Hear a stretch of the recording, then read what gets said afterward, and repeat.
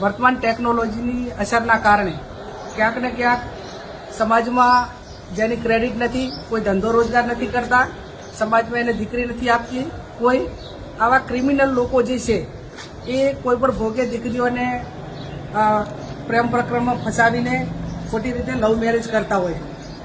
અંતે દીકરીનો એનો અંજામ ખરાબ આવે છે. ઘણી વખત સુસાઇડની ઘટના બને અને એના સિવાય બીજું એના કોઈ પરિચિતમાં ન હોવાના કારણે એ જિંદગીમાં પાછળના સમયમાં ખૂબ દુઃખી થાય છે.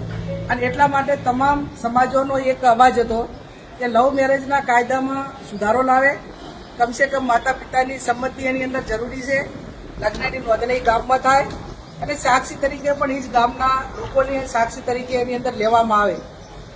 ભૂતકાળમાં આપણે 5000 વર્ષ પાછળ જઈએ તો રામચંદ્ર ભગવાનનો સ્વયંવર સીતાજીનો રચાણો એ ટાઈમે પણ રામ ખુદ ભગવાન હતા, છતાં પણ એ જનકપુરી ગયા હતા. એટલે દીકરીના ગામની અંદર જ તમામ લગ્નની વિધિ થતી હોય છે. તો ભલે લવ મેરેજ, આપણે લવ મેરેજના વિરોધી નથી, સંમતિવાળા લવ મેરેજ થાય તો એમાં કોઈ પણ ધર્મનો હોય, કોઈ પણ સમાજનો હોય અને સ્કૂલમાં ભણતા હોય કે વેલ સેટ હોય તો એની અંદર કોઈ મા બાપને વાંધો ના હોય કે સમાજને ના હોય.